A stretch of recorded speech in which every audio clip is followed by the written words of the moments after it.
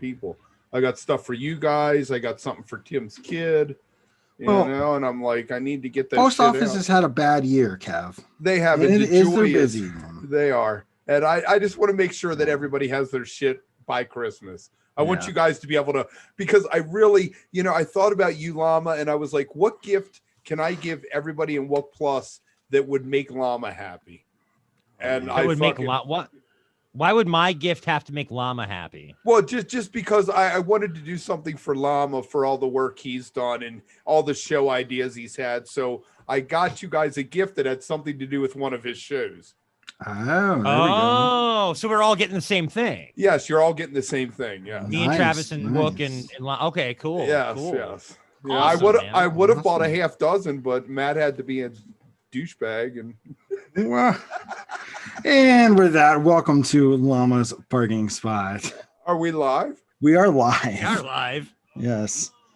Well. So, man, I do this every week. I always forget to turn the volume down on that. Why don't you tell me when we're live? We are live. There's a little thing up in the corner that says we're live. I don't believe that. Yes, we are live on the YouTubes. All right. So what are we doing tonight? We're doing a review of all 8 Beacon shows? Yeah, there is no Beacon show sadly tonight, but we decided we had so much fun doing these parking spots that we do one more, and we'd invite 8 Wooks to come and review a show a piece. We'll give them a hard 10 minutes to talk about it, and then we're going to move on. And then at the end, we'll have like a general discussion, and people can come back in and talk about it, or or if they had something else that they wanted to mention. Because if everything flows right, according to my chart here, I actually wrote down times and stuff. We should have a half hour at the end to kind of freeform it. To just kind of bullshit yeah. Well, I mean, there's no show coming up, so we have nothing. Like, we don't have a hard deadline. We can just go all night, really. Yeah. If we wanted to. But we were talking about. I'm sorry. Before we get started, though, we were talking about Christmas gifts, and I got my secret junta out of the way. I'm pretty happy with myself because it's so much less stress now. Have you guys done it? Are you guys in? Well, you're both in. Yeah, we're both in. Have you sent or shopped for it at all? I have what I want to send. I'm going to send 3 things: an ornament, a book, and a game. But the problem with the game is if they're not a smoker, they may not appreciate the game. Can I just take a moment to say that we have 666 subscribers? Really? Are there naked people in that number? I don't want anybody else to subscribe or unsubscribe. I just want to keep it at that number. It feels good. I'm not a big fan of the number. No. Well, it's better than 555. Oh, yeah. Yeah, it is, because that never fucks. Never. But call back. All right, Llama, I'm sorry to interrupt. Your show, buddy. Oh, no. Well, before we get started with the first one, like, what was your guys' favorite part, of the Beacon? Do you guys have the whole run? Of the whole run that you want to? I love Trey talking. I felt like it was so intimate. It was like seeing them back when they were in a bar, and it was just you and a couple other people in the room, even though it was just me watching the TV. It was so intimate, and he was so genuine and taken. Oh my God, I can't believe you said that. He was like, you could just feel the joy that people were sharing with him, just beam through him. It was fucking beautiful. Oh yeah, for sure. I mean, he was able to pull off happy without being annoying, because sometimes when people are overly happy, they get annoying. Right. I was scared he would go Jerry Lewis, and he never did. Well, he didn't have to because everybody just donated. Like, he didn't have to like beg for money ever. Like, people just were like, "We got it. Here, take it." Right. Thank you. I donated to Jerry Lewis like when I was 12. I told my mom, "You should give my Christmas money to me so I could donate to Jerry Lewis." She was like, "What the fuck are you talking about?" She's like, "Go buy Transformers or some shit like that." My favorite part. I say that plural of the run, and this is as a piano player, the Jeff Tansky and Trey duets, and we'll get into it, I'm sure, as this next 3 hours or so go on. But the Jeff Tansky and Trey duets to me were just blew my mind and how arranged they were, and we'll get into that in a little bit here. I don't want to pooch my whole take on it right now, but that was my favorite part. Do you think that how you're a keyboard player, right? Yes. How different was what Jeff did to what Paige did? Just as a general observation. Well, Jeff doesn't improvise.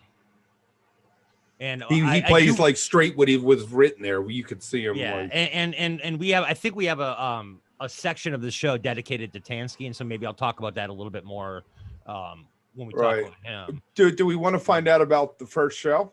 Should we do it? I mean, Llama? I was going to talk about my favorite part of the beacon rope. Oh yeah. Oh my God! Sorry. Go ahead.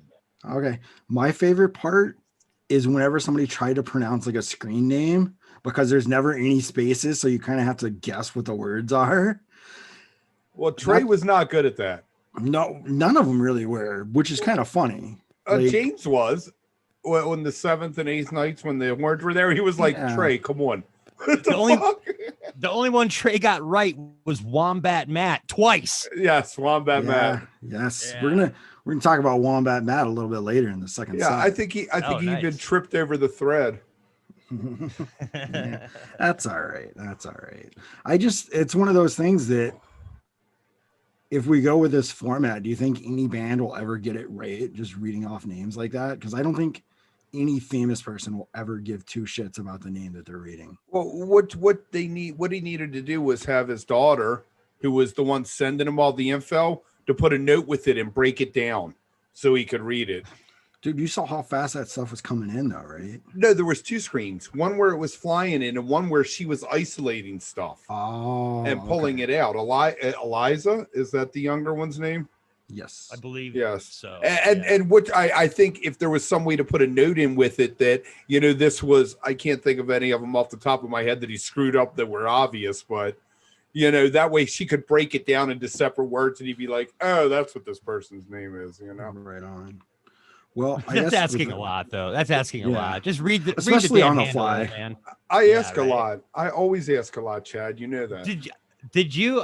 For most of the show, I did not have the chat open because, like Llama was saying, it was flying by, and I'm like, I'm getting no information here. Oh yeah, I fucking arrowed that shit to the fucking right. Yeah, I couldn't deal with that, but it was cool that she was doing that for Trey, and that we got to see some little highlights and stuff. That was very nice. She probably made more than minimum wage. Yeah. Speaking of highlights, do we want to see what the highlights for the first show were? Week 1? Yeah. All right. Please work.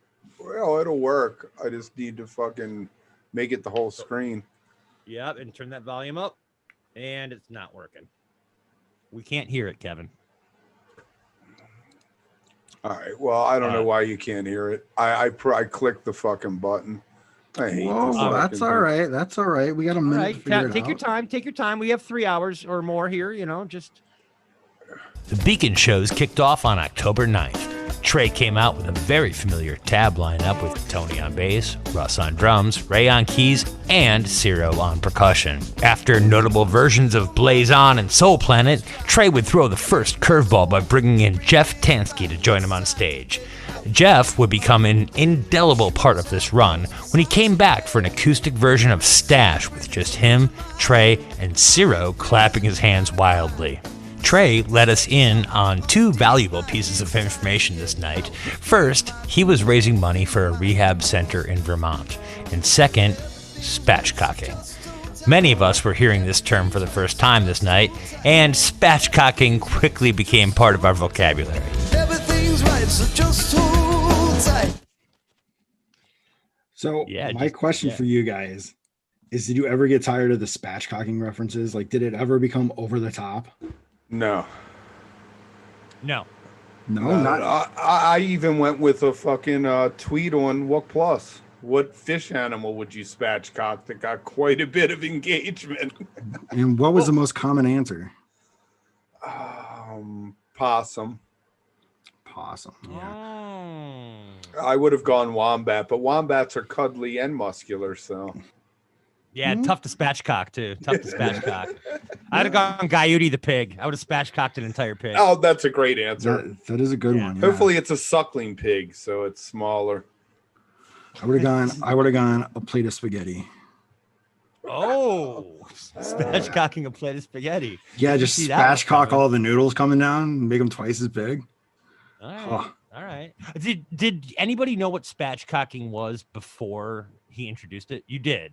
I did not. Yes. I'm on a bunch of food blogs and stuff on Facebook and stuff. So that was like a big thing like 2 months ago. At the beginning of October, everyone was like, spatchcocking, this is the greatest thing ever. And then, I guess in September, and then Trey started doing it, and I was like, that's funny.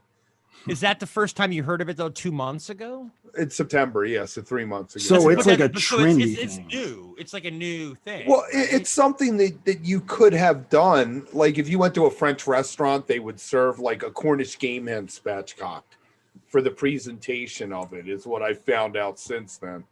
How far back does spatchcocking go? What's like, Kevin, I'm assuming you know this. All right. I think that it's been around since French cooking days in like the 1800s. Wow. But it's one of those things like, yeah, you know, if you say, can you make me a bechamel sauce? People are like, what's a bechamel sauce? But then you're like, it's butter and flour with milk. And they're like, oh yeah, I can do that. Isn't that a roux? Well, a roux is just butter and flour. Oh, okay. You add the milk and you have a bechamel, which is the base for your Alfredos and stuff. Gotcha, man. Speaking of Parmesan in there. Cognac. When you're cooking, it's always cognac. Okay. Wait, did I tell you guys? I'm sorry, Llama. Oh, go ahead. No, go ahead, Chad. We got time. Oh, I didn't tell you. Skoi left us. Oh yeah, we were supposed to have Skoi on for the segment, but we don't. So in the meantime, I will tell you, I fucked up. I'm sorry. Recipe. You fucked up. We're not live. No, you're live. Yeah, but I forgot to make Llama host. Matt's been in the waiting room for like a while. Well, then maybe we should check out. Sorry. Anyway, you're on now. Sorry. Maybe we should check out some info on Jeff Tansky before we move on to night 2 and Matt. I don't see Matt in the waiting room, but okay. Yeah. All right. Well, I'm gonna go with this. Yeah. All right.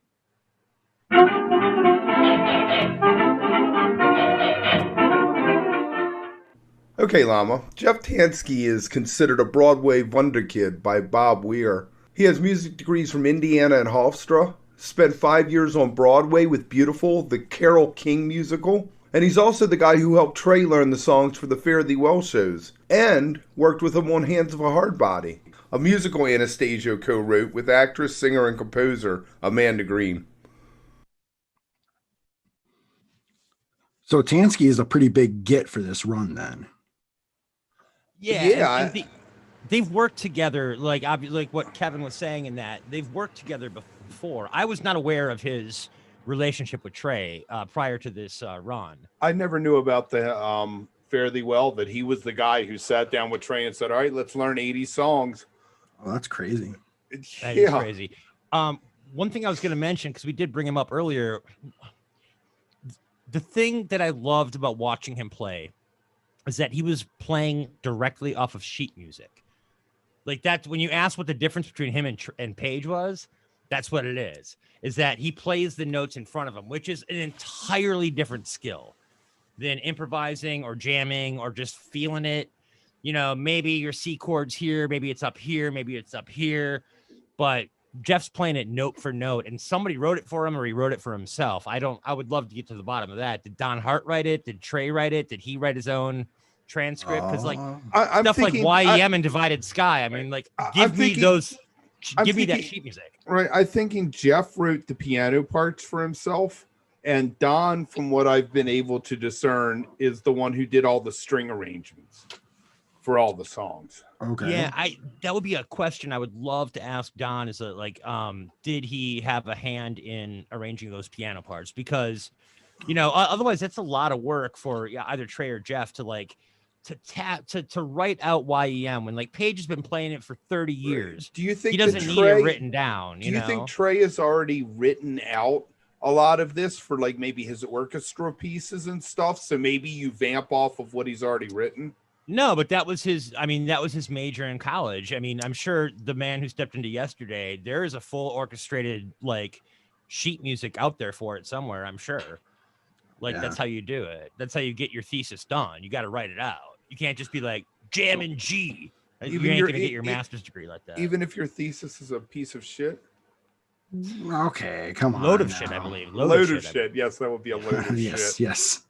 Anyways, so you guys like Tansky. So what's your take on Ciro playing with him for Stash? Did he ruin it or did he enhance it?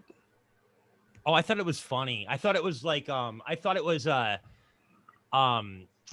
funny's not the right word, but I thought it was original and unique to the piece. And I don't think he did it without Trey's blessing. You know what I'm saying? Like Trey's like, hey Ciro, I have this idea. What if you're ham boning? Oh, they definitely rehearsed it beforehand. Yeah. Yeah. So like I have to respect Trey as the artist making that decision to be like, we need something else. It can't, maybe he was nervous about it just being him and Jeff, for the first time. Cause that was the first time they had really put the duet out there, which is my favorite part of the whole run. I'll keep saying that for the next 3 hours, but my first thought was that Ciro was making fun of us for clapping during Stash. Oh, no. And that's where it stemmed from was, okay, what if you clap through the whole thing as the percussion for it? I don't know. I mean, it was interesting. I thought it was fun. Like it looked like they were just having fun up there. They weren't. Right. Yeah. Speaking of fun, this has been pretty fun, but you guys ready to move on to show 2? We're on show 2 already? Already on to show 2. We are running on time. This is weird. Flying by. Sorry we couldn't have Skoi to do show 1, but I think we're going to have a guest, but I don't see him in the waiting room. We do have a guest in the waiting room right now. It would be the man who was mentioned twice. The only man mentioned twice. No. Oh, no. Wrong Matt. Wrong Matt. Oh, wrong. Oh, we're doing Matt for math? Yeah, but we're waiting for you to play a clip. Zizix and Scott Marks. Remember that? Yeah, but Zizix likes me. Scott Marks doesn't, so. Okay. Yeah. So, fair enough. I'm an ass. So you want to introduce show 2 to us, Kevin? Oh, yes. We can. Yeah. We can do that. Awesome. For week 2, Trey kept the tab lineup from the previous week and crushed an opening Jaboo, Undermined, a debut of Evolve, and a classic Steam, and then took the duet with he and Jeff to a new level with an outstanding version of Divided Sky. A few songs later, and we would be introduced to the Rescue Squad. Katie Kresick and Maxim Mostin on violins, on viola, Rachel Golub, and on cello, Anja Wood, for an unforgettable version of Strange Design. The Rescue Squad would become a staple for the remainder of the run. Yeah, I'm not trying to get flagged. Matt, how's it going? So, Kev, hey Matt, what's going on? How we doing, guys? Pretty good. Just lower the volume here. Good, nicely done. Thank you. Yes. We're trying to be semi-professional here. Oh, I mean, as semi as it gets, but yeah. I'll semi help you. There we go. Okay. Hey, Kevin, what did you think about what was the big banter from this show? Do you remember from show 2 or Matt? Well, it's I think when he dubbed them the Rescue Squad Strings. But the big one. I was calling it the Trey Anastasio Chamber Ensemble. I thought they could be TACE, TACA, but no, that's like fetch. It just isn't going to happen. Or you could pronounce it. There were a couple things I mentioned. I did like a song by song review for it. Yeah. And, so in terms of fitting it in 10 minutes, like just say go, and I'll try to do that. But I do talk about a handful of those different interactions. I can look at my notes if you want. Look at your notes. Yes. Yeah, go ahead, man. What do you think? What do you think of? Did you write any notes about what he was talking about? Sometimes when I thought it was like relevant, like I think the Wombat Matt was the big one in the Ocelot. That's the one that Twitter blew up on. As I recall, I didn't go back and look. I kind of wanted to, but I remembered that one. And the Rescue Squad. He named them basically on the fly. And he sang a verse from the Rescue Squad song, Only repeat. It was the only repeat. In the notes on Fishnet, I caught that. But there was something else I'm looking for. He just did a lot of things. He talked about like a tapestry of friends in the whole community. He talked about watching. He debuted a song, "Evolve," and he talked about people who are with their family members watching a show for the first time, and this is a debut for everybody. So he really connected with a lot of the audience. I felt he did a shout out to Nectars and Mexico, the last place he did a concert. Yeah. So he definitely did some interesting stuff as far as addressing the crowd and the chat. And the timing in my head was so messed up on some of it. I think the revisionist memory that we have, of how interactive he was, we kind of think it was always like that. And this was kind of, for me, like when it started to happen, where he was just like, oh God, oh God, oh God. And, you saw the thing that went around with it, but he was starting to enjoy it. Yeah, I was thinking that same thing too. You just nailed it. I thought like for the second time around, finally he was comfortable with it. Like I feel like when you compare night 2 to night 1, you're like, oh, he was nervous night 1. He didn't really know what was coming at him. Like, I don't know if he expected all of that.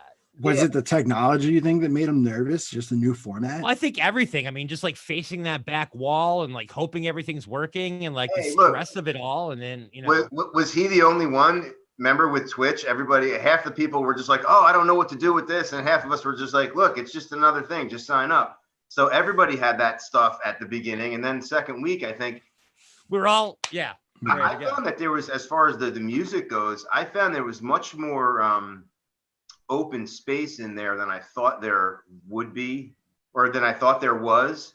But I think it's in looking back again, because after, like, they were also in night 2, there were no horns, there were no singers. Right. It was just Tab, and there were times when it was just Trey and Jeff, and then it was just Trey and strings. So there wasn't a cacophony like kind of ever. And I kind of like some of that, but I also appreciated the quiet after having in my mind, it was going to be this very busy thing. And I think to your point, Chad, it was kind of stripped down at the beginning. He was feeling out the room. He was feeling out the space. I think he also noted in this one that, oh shoot, I don't know if I'm speaking from this show or not, but there was one where he said, we've been in the room, we've been jamming for hours, and we're just turning the cameras on now, but we've been all playing here. They've been rehearsing. I mean, he mentioned later on how Jen had been 2 weeks in a room there. Quarantine, right? So right. Yeah.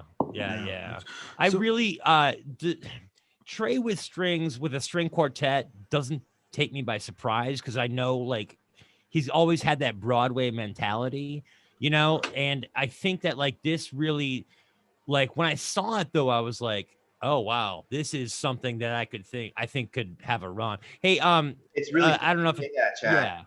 But I'll let you go on that. But I have the word Broadway in my review, I think 4 times, and it's not a negative. It's right. And I don't think it's like a Gamehenge Broadway. I think it's a collection of songs that he's written with help, that they've arranged, that just have that feel, that mass appeal could happen with some of these songs. Well, let's find out about them. Nice go. The Rescue Squad strings are made up of Katie Kresick and Maxim Mostin on violin, Rachel Golub on viola, and Anja Wood on cello. Katie's resume includes a 2020 Tony for her work as concertmaster and co-orchestrator of Moulin Rouge the musical, where she also worked with Jeff Tansky. She's toured with Adele, Elbow, and Rod Stewart. Maxim is the other violinist in the squad. He's been around New York for 35 years as a musician, studio performer, and arranger. Plant Page, Paul McCartney, Mary J. Blige, Jay-Z, they've all called on Maxim. Rachel, she's the viola player, but she's also an accomplished violinist, singer, and sitar player. She worked with Jeff T. and Katie Kresick on Moulin Rouge the musical, and she's recorded with James Taylor and Darlene Love. Anja has been a fixture on Broadway herself since 2004, performing in Hamilton, Dr. Zhivago, Spider-Man, Shrek, and she's also part of Harry Connick Jr.'s touring band. Well, there we go. First of all, let's give it up. I want to give it up for Wendt, for Kevin, because he's done a shitload of research for this show today. All of my introductions that you're going to hear are all based on his research and his notes, and he's put in overtime to get this thing done. So thank you so much for that. For sure. Yeah. For you guys, anything. I'm glad her name came. Oh no, go ahead. Oh, go ahead. Go ahead, Matt. I'm glad that you had that intro there because when the cellist came up, she is the first, I think, the first of the strings that we heard. And it was in the middle of Strange Design. And it's in the middle of Strange Design when he's coming into, I think the second time when, I mean, my review is like, Strange Design, solo acoustic, beautifully touching. And I said, don't miss Page much. That's what I wrote. And then right after that, I'm like, ooh, strings in the chorus. And cello intro arrangement is sweet. It was joined by other strings, but man, I didn't write where it was, but oh man, I thought I did. But there was one part of the song where it just came in and it just brought you in. And it's like, oh wow, it totally works. Yeah. It was so beautiful. I was so taken by it. And like going back and listening to it is actually why I did my Music Mondays, where I was like, Trey took this song from the piano and tonight I'm taking it back. And I played Strange Design on the piano. And I was like, man, I know it's a Trey song originally and Tom wrote it for Trey, but then Page took it, but I'm taking it back. Damn it. You want to hear a good story about stealing songs? Yes. When I met Page at Penn State in 97 after Dayton and they busted out Boogie on Reggae Woman, Page told me at the sound check I sang it. And when we started playing it during the show, Trey stole the vocal from me. Years later, somebody released the sound check and you can hear Page singing it at the sound check. So I was like, fuck yeah, he validated my story. But yeah, there you go. Page stealing. There's the one Page got stolen from him. So on the other side. No, but I did love it with the strings, and you're absolutely right. Like hearing the strings come in there was such like a moment where we were like, here we go, Another thing too, we mentioned the chat before. It was a couple songs after this, maybe a few songs after this, he mentioned that they surpassed $100,000. Yeah. And on night 2, to hear that number and be like, wow, where's this thing gonna go? And it's cool that it did. Sure. Like on that, this is the second night, and he mentioned, maybe there's a metaphor here talking about his arrest and the drug court. And it's like, maybe, that was the worst year, but maybe it was the best year because it helped steer me right. And he said maybe 2020, despite all this nonsense, is the best year. You ever heard of the idea of amor fati? It's something Nietzsche wrote, and it's love your fate. Everything good or bad in your life comes to this moment, and if you can say I wouldn't change anything in this moment, then all the good and the bad stuff really wasn't good or bad. It was just stuff that brought you to this moment. I was not expecting to hear Nietzsche quoted tonight. I really wasn't. Dude, we're on top of it. Yeah. I think somewhere in there he talks about something like that. I'm maybe hunting for it, or maybe that was just something I was thinking, but like No, I thought of it listening to him. It like made my brain click, and I was like, "Yeah, I know that. I've heard that before." Okay. I was gonna move on and talk about how awesome Wolfman's brother was, but now I feel stupid that we're not talking like philosophers and shit. Well, you know what? Honestly, we have a minute left. Let's talk about that Wolfman's. I'd love to hear your take on it because that was one of the songs. Upon listening to me, like there were definitely some pockets, but it doesn't really strike me as memorable, and I feel like I've missed something. So it's cool that you've mentioned that. What did I miss? Right on, Matt. Yeah, no, that's fair. I think in the moment I was sort of like, wow, what a great take and a great way to play this song. Like, what a great swing. What a huge swing to take. Like, can we do Wolfman's brother with a string quartet? And you know what? Why not? I love the boldness of it. And and I think that theme's going to go on for me throughout the run, is that like, oh, which song did you do with the strings again? And why? And like Stash, and stuff like that. I'm like, that it doesn't make sense, but it's unique and I love it. I really like, I play guitar. If you guys don't know, like I enjoy it. It's a way to express, myself. I really, I love how I'm thankful that it's something I enjoy. And this has really given me a whole other way of thinking about expressing yourself with the instrument. And this venue has allowed him to do that with the strings. And it's a different sound. And he does what I try to do as playing alone. Like I'm playing a little bit of Gordon's bass. I'm playing a little bit of Page. I'm playing a little bit of Trey. I'm playing a little bit of the vocal line to keep whoever's listening, which is me, to keep my short attention span going.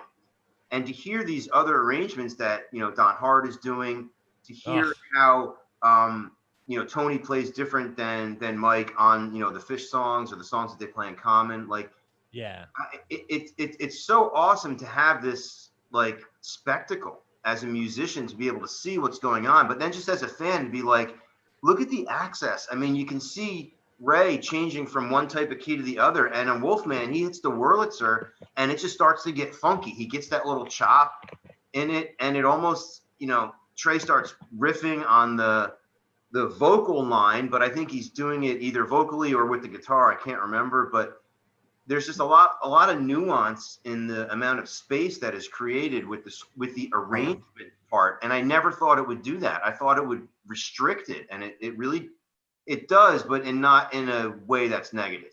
Yeah. I wish he had picked another song. Matter of fact, I'm actually kind of marveling. Yeah, 1 second. I'll wrap this up. I'm actually kind of marveling how Matt just talked himself into Wolfman's being great. Like you kind of went from I'm not saying it's great, but like I like how it gives you that there's a lot of space, and it's early on in the arrangements, early on in the band arrangement. Later on, there's a lot more going on, but it worked. It has some like whimsical like stuff to it, Trey's vocal line, with the brah, brah, brah, like the strings doing that was it worked, it worked. Llama, like something else, like yeah. Give me Sense and Subtle Sounds. I want to hear that so bad that they didn't. That's for later in the show. We can talk about what we didn't hear. Yeah. But we got to move on to our third show. So if you want to start there, Kev. Matt, you're welcome to hang out. Jams feature the same lineup as want to hang. I mean, I didn't highlights from this week. Calypso tune Andre the Giant from Trey's Say Stay Mayo album. A stunning version of What's the Use with just Trey, the Rescue Squad strings, and Jeff Tansky taking the piano part for another epic ride. This show also included the first full tab debut of The Lizards, much to everyone's joy. This particular night, Trey and company raised over $100,000 for the Divided Sky Foundation, and less importantly, brought back the joke of Zamfir, but with the added pun of pandemic flute instead of pan flute. All right, we ain't getting flagged. Can I just say that the reason that they did Lizards, traded Lizards, was so he could say, fuck you to anybody who thinks I'm going to do the whole game end. I believe that. All right. Hey, Ryan. Because there was no other game end songs. That was it, right, Ryan? No other game end songs. I don't believe so. If we had had one more week, Ryan, I would have had your ass. One more week, I would have had. I don't know, but I still had like a 10-point lead on you at the end. I would have had, and if I hadn't fucking dumped Mozambique, I would have had your ass last week. No, you would have had 5 more points. All right, still couldn't have made it up. Well, I am the Bingo King. Well, yeah. Till next time. Let's talk about night 3 here. Right? Yes, because you only got like 10 minutes, and they go by fast. So. Let's do it. Well, so this is my favorite night. One of the multiple nights where I cried multiple times. True story. And what parts did you cry? I cried during I think it was What's the Use and The Lizards. Okay. On this night. Specifically, just before we get there, I want to point out that the beginning of this show, specifically, I want to point out the way I feel and spin of the opening, like the pre-rescue squad segment.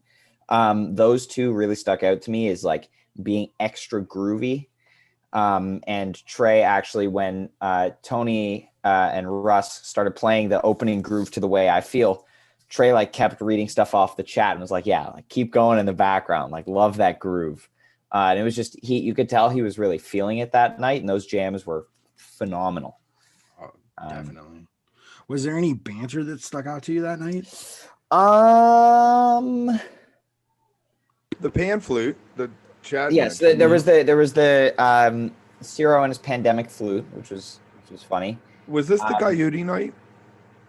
No, that was the next one. No, this was not Coyote. No, this one did have a longer rescue squad section than I think normal. It was 5 songs. Folding the laundry while your dryer is broken. I believe was this night. Yeah. Was that night? Yeah. This, I think this is the night when he kind of opened up with a back and forth with the banter around people. Yeah, definitely. Well, when my kids were 10, I taught them to do their own laundry. So that's pretty good. That's good. Yeah. Oh, why should I be washing their underwear? Washing? Oh, I also really liked Andre the Giant, that bust out. I hadn't heard the song before, and I really liked it.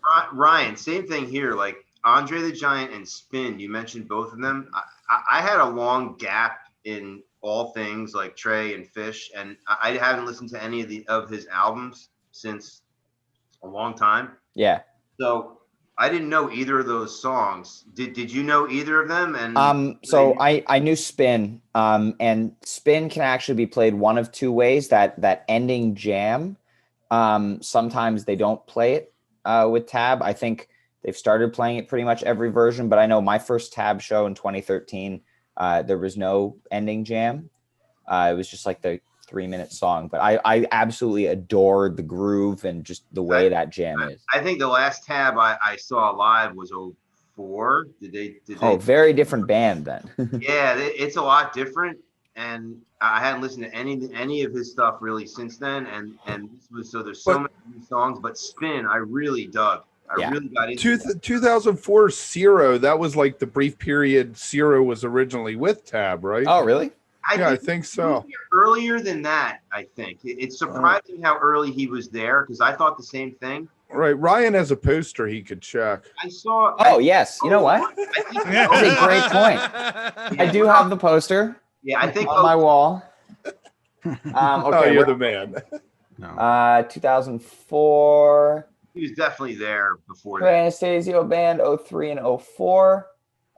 Zero 2002 to 2003. Yeah. Okay. So you didn't get to see Zero because you came in 04. No, and then I don't think he was was against the band in 2012. Yeah. Oh wait, Kevin, is this poster behind me? Yes, this is the poster behind me. Did you make this poster? I have it too, but it's too small. Kevin made this poster. Awesome Kevin poster. made this. It's a family tree of jam bands that are around Fish. It's really it's my favorite poster that I've ever seen, despite the fact that there's a couple of errors. Oh, well, you need to talk to me then. Yes. Well, let's not talk right now. Yeah. So we got to talk about. Hold on. Can I get a question? I want to ask Ryan something. Yes. You cried during What's the Use? Yes. This was What's the Use was the first song of the run that I cried during. What do you think of Don Hart? Like 4 or 5 songs there. That was just dope. Yeah. Dope. Yeah. So I want to get into this What's the Use thing a little bit, because that was the first time with the Strings and Jeff Tansky, and as much as I love Jeff Tansky and the Strings and Trey, that was the first time where I was like, man, I'd love to hear Fish on this. Because What's the Use for me at a Fish show is like huge. What Hold on. Don Hart. I want to talk to Ryan for a second. Okay. Yeah. So the way I see it is, obviously the Fish version is the Fish version. Nothing can top the Fish version. But in the circumstances here, you got this incredibly unique version with the Strings. Don Hart is such a god that he even wrote out a part for somebody to do Page's synthesizer on the strings. Hey, Ryan. Yeah. There we go. We got some stuff on Don Hart for you. Oh yeah. Great segue, dude. You didn't even know. Arranger, orchestrator, producer, and composer based in Nashville, Tennessee. His arrangements have been performed by the New York Philharmonic, Los Angeles Philharmonic, and the Baltimore Symphony. He has arranged horns for Amy Grant and strings for Winona Judd and Martina McBride. He's written for TV, including on A&E, CNN, TBS, and the History Channel. And he's also won Clio and Dove Awards. He's been working with Trey since 2004, writing orchestration, including for Trey's 2012 Winter Symphony Tour, Fish's Sigma Oasis, and the Rescue Squad strings.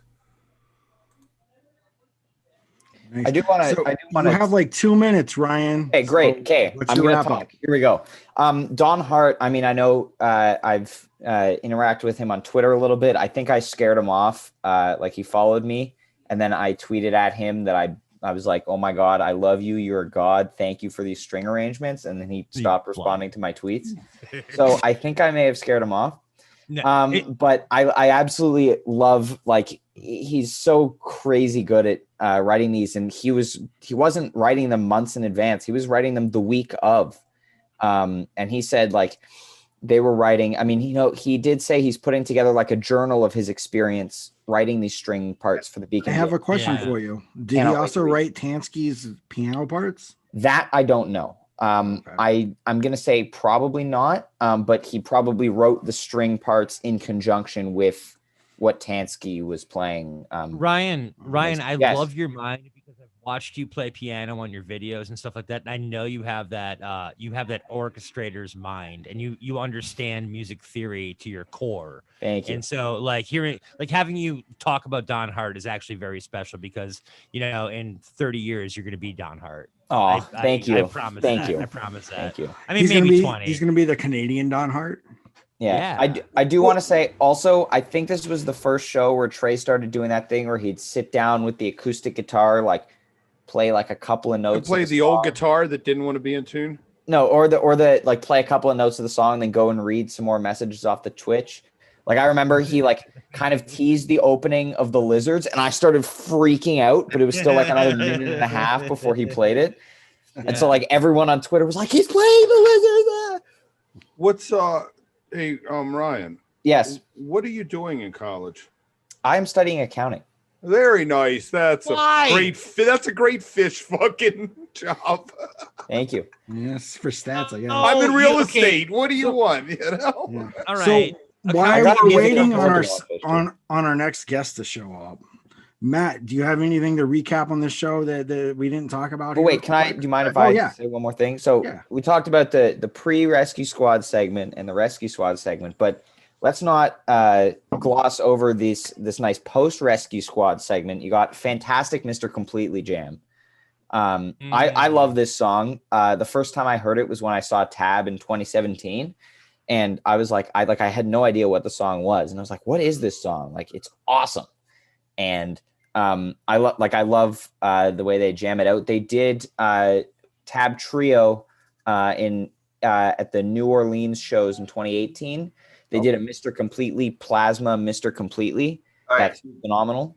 Dude, you just said it with Plasma. If Llama and both you guys, the junction here is Plasma because they played it in the second night. And for me, the first thing I said to myself with Plasma and Mr. Completely is, and don't get me wrong, is why is Fish playing these songs? There's so many other better Tab songs that I think Fish would do well in. This run kind of convinced me otherwise. That Tab, like it's both.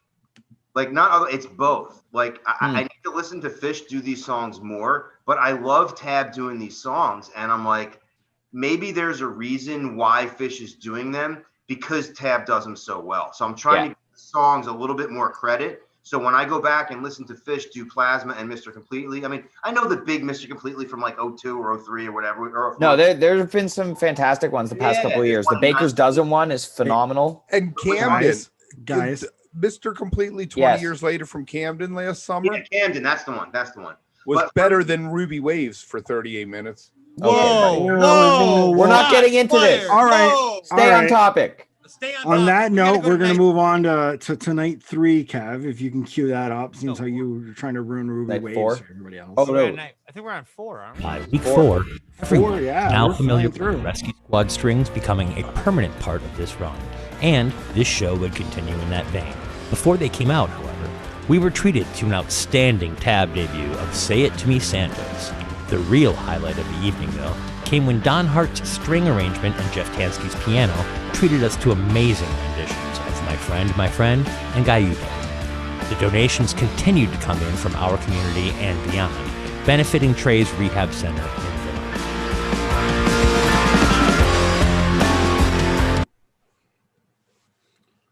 Villa. All right, Jason, what's up, man? How are you doing? What's up, Jason? On Wook family. Jason, I heard you had a beer belly. It's COVID belly. We'll go with that. That's all right. That's all right. It's enjoyment belly. But speaking of enjoyment, what did you enjoy about this night's? So this night was interesting because we kind of had the first 3 shows under our belt, and we kind of knew, I think, what we were expecting. But even on your show, Llama, the night before or the night of 10:30, we were all speculating wildly, like, what cover could they do and this and that. And they really threw a curveball at us, man, with that intro. Like, I'll never forget that watching live. And all of a sudden, like, you're kind of like, see this movie scene, and then they're going into MSG. And then once you saw Trey on that platform, you're just like, what in the heck is going on? And can I let you in on a little secret? Yeah. That's what inspired our pre-produced pieces here too. We were aspiring to be Trey. Mm. Yeah, that was super cool. And then the whole blending it into the walking into the theater to realize that the band has been playing the entire time. Although on further listens, I don't want to break anybody's spirits about that. If you listen really carefully to that recording as he's walking up the stairs, the other Trey, I think you can hear a slight segue from perhaps a pre-recorded song into what the band was actually playing. But it was I'm sure some of it was pre-recorded. Since you had an eye on it, do you have a look as to when the last time you see the costumed Trey in the crowd? Because he's in there throughout the show. Do you have a last time he was seen? Like, is he at the very end? Because I don't think he's there at the end walking out. But I don't want to take away your time, but just if you didn't. I don't know. I thought I saw some people commenting that he was in there like for most of the show, but I don't know for sure. There were definitely a couple other times where you're like, yeah, he's there, but I think at the end you didn't see him. But anyway. Yeah, Trey leaned on the Halloween theme without like really leaning on it. The Say It To Me Santos was definitely a wink and a nod. He actually says that during the show. That makes sense. I didn't think about that. Original. I had a Ghost on my night. It was the last song they played. I'm like, why didn't you do Ghost on Halloween? Or why didn't you do Ghosts on Halloween? But he should have. Yeah, Ryan, you said that. Why not Ghosts on Halloween? Yeah, that should have been the. I'm guessing that was there was a wager involved there too with you. Too obvious. That would have been too obvious. Too obvious. Maybe everybody did it that week. I don't know. I was actually surprised I got the show because I was so late getting back to Llama about what show I wanted to pick that I was surprised this one was still available because it was a great show. Probably not my favorite, but it was definitely enjoyable. And one of the reasons is there were definitely a lot of, to me, deep cuts in that set. Quantity. Yeah, like I don't think I've ever actually heard that song. I love that. Great song. That put me back in that trance in that 03, 04, just also Gumbo. Gumbo was great. It was short but very gooey. It was. I see you swinging, Ryan. I see you swinging. That roux could have been a little thicker. That gumbo was a little spicy. Yeah, it was a little thin. I liked. It was a little thin. Before. I think I like that one. Too much okra. I want to talk about with Jason, my friend. What did you think about that? Was strings? I'm sorry. That's where the show turned around for me. Like, as soon as I heard that intro, I was just like, "Oh shit, buckle up!" But no ending. What's up with the ending? I commented that as well, but Mike. Yeah, I didn't miss it. They go right into Gaiuti? Is that what they did, or what did they? Pigtail. Yeah. They did Pigtail before Gaiuti. No. That run. My friend right into, but did they stop playing or did it go right into like? No, so the run. Well, I mean, Biz Archive's got commas on the set list, so I'm assuming it's not intos. But it's my friend, Gaiude, more Frost, I'm looking Alaska. I mean, that's a run right there. Where was Pigtail? Because the drummers were really shining on that one. It was right before Rescue Squad came out. It was after Lonely Trip. It was a nice jam. I was like, man, what song is this? I really dug it. Yeah, let's check out what hear some more about the drummers. You know how important percussion is, and Trey has a percussionist and a drummer with his band. Ciro Batiste is the Brazilian percussionist. He's known for creating his own instruments, and he's universally respected. He's played with hundreds of artists: Paul Simon, Herbie Hancock. Yo-Yo Ma, Laurie Anderson, and Sting are just a few. And he's also played with orchestras, including Wynton Marsalis and the Jazz at Lincoln Center Orchestra. He's taught at Juilliard in Berkeley and the University of Vermont. And he's played with Trey on and off since 2002's Alive Again. The drummer is Russ. He holds the band down, and he's been with Trey since the beginnings of the Trey Anastasio band in 1989. He also tours with Strange Folk. He was nominated for a Grammy for helping to write First Tube. He has also scored the movie Mud Season and lent a hand to Mike Gordon on his Outside Out and Left Hand Path sessions. Yeah, that would be 99. I'm not gonna lie. For a half a second, I thought that Ciro was in our zone. I was confused for a second too, and I was about to be really excited. Yeah, I was like, "Wait, you got Ciro?" Yeah, that video is him and Billy Martin. It's like an hour-long video of him and Billy Martin on a Zoom talking to each other. Oh, that's awesome. Ryan, you got 1 minute to recap whatever you want. No, Jason. It's Jason. Jason. Sorry. Come on. Jason.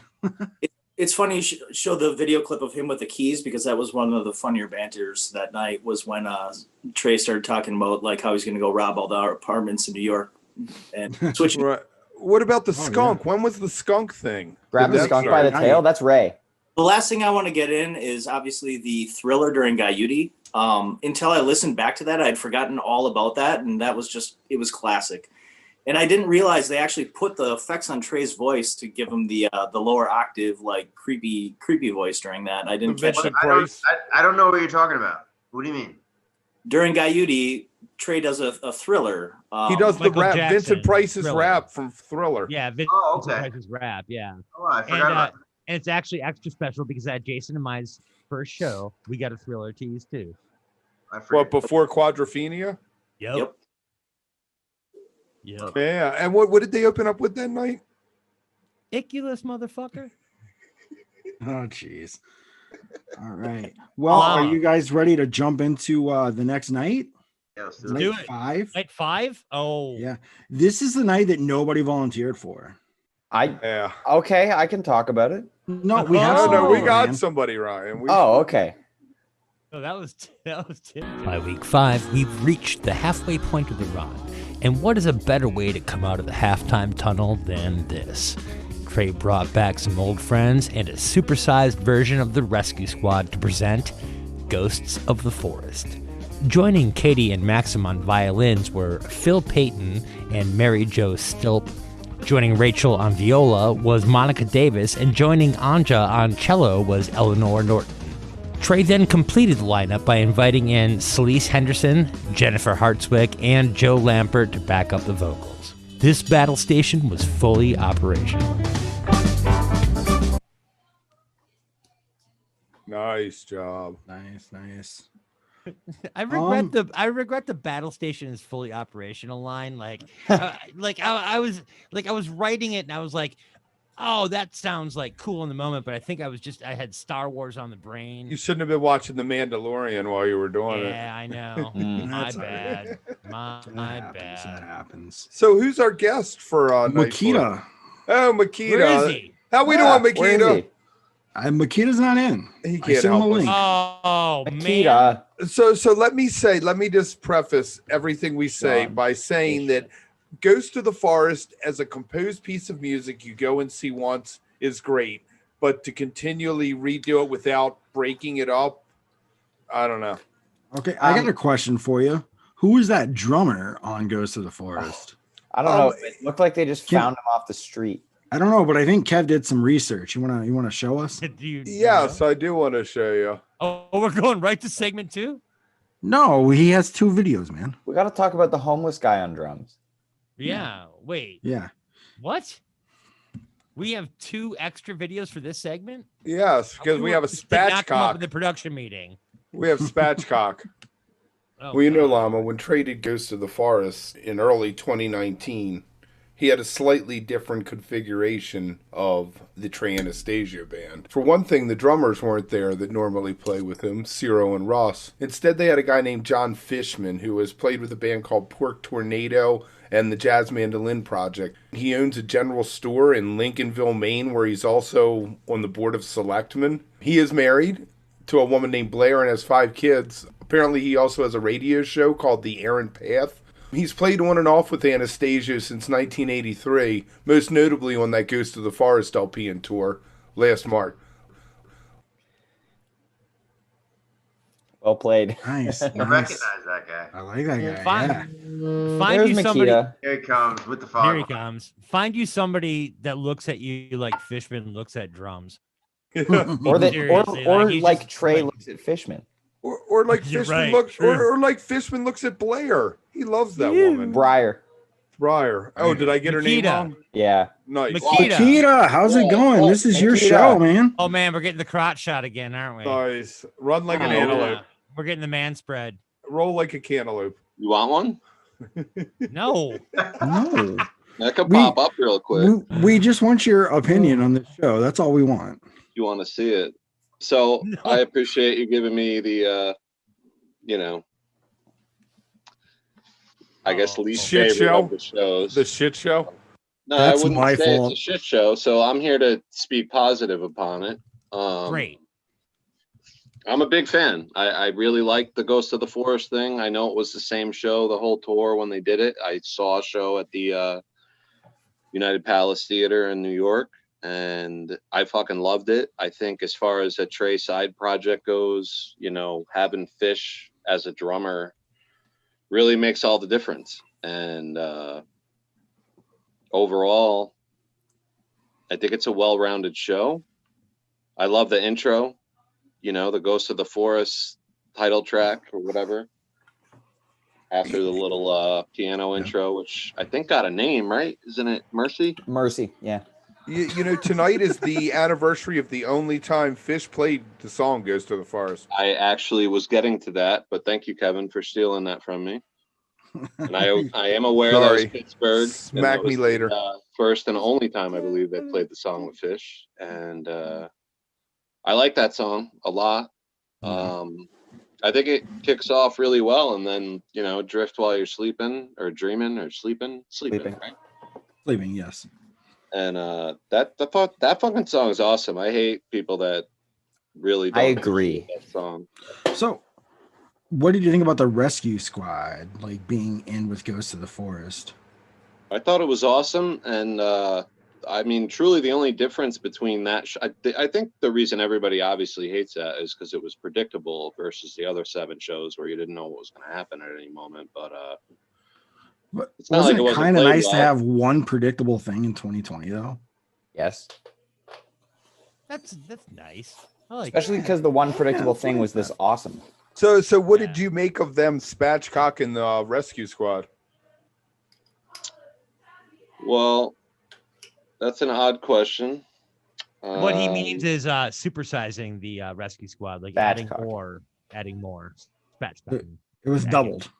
It was You doubled. just butterfly the fucking dude. What the fuck? On Yes, Yeah, it yes, doesn't that's make exactly sense. what it Don't worry is. about It doesn't make Don't any worry. sense. No, I know it what doesn't. spatchcock is. The question doesn't make sense.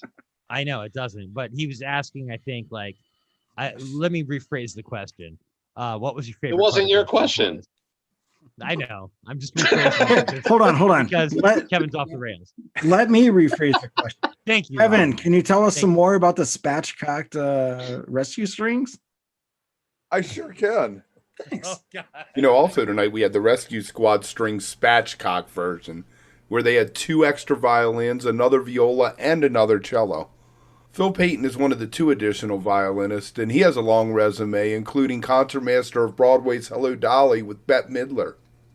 The other spatchcock violin was Mary Jo Stillop, who was concertmaster for Jagged Little Pill, and has previously played for the shows Superhero and Miss You Like Hell.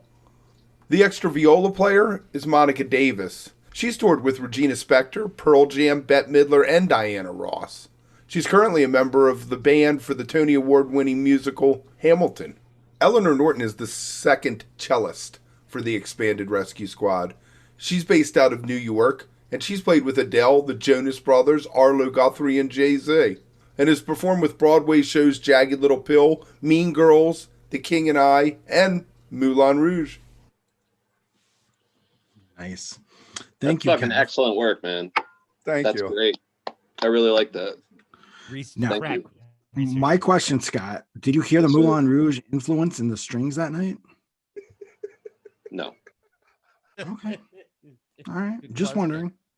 Do you guys think there are any songs from Ghosts in the Forest or this show specifically that Fish should do that they don't? About to run. About to run. About Yeah. to run forever.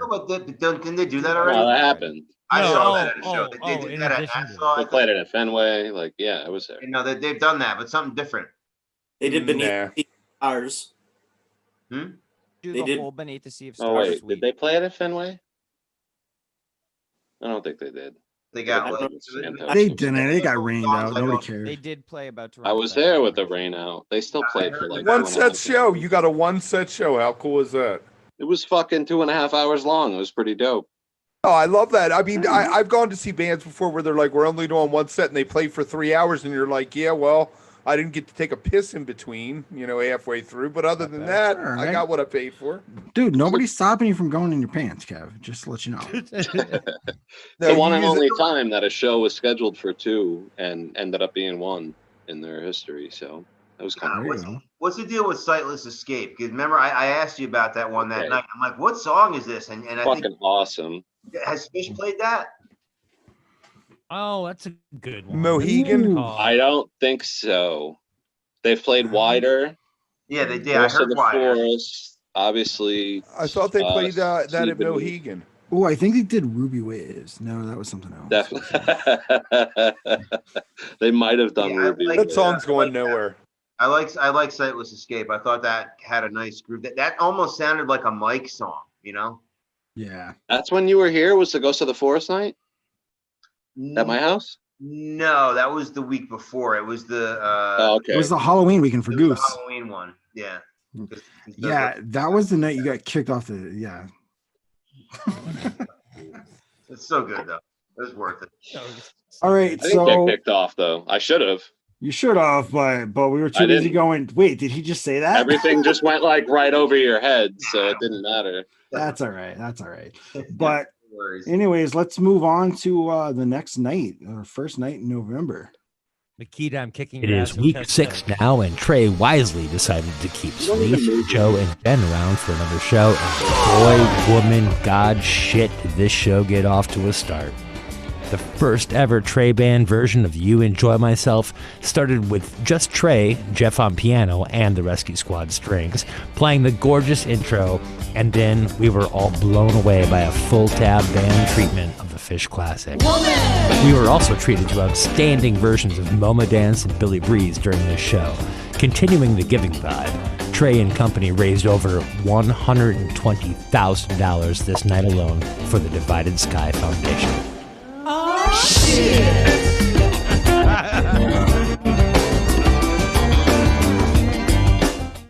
Hey, I want to give it up for Travis. I want to give it up for Travis T. Strong, who edited those intros together. That was a sweet cut. He nailed I that. really like that. And that is so funky. That is so Hi, fucking Mercedes. funky. Hey, Mercedes. Hey, Hi, Mercedes, how's it going? everyone. Thanks for having me back. Hey, anytime. I'm back. What's So up, this kid? is How you your doing? review. Yeah. I'm what do you good. think This about is the my show? review. Well, I picked this day because it was the day after my birthday, so I considered it a birthday show because it's 2020, right? It was Yeah. my Close birthday. as I'm gonna get. Whose birthday was it? Ryan's. Young Oh, Ryan. Yeah. Nice. Birthday go. buddies. All right. Young Ryan. So what is that? 2 Scorpios? Yes. All right. Oh yeah. Yeah. I'm just so psyched that we broke the Yem ceiling. I mean, women broke the Yem ceiling this time, huh?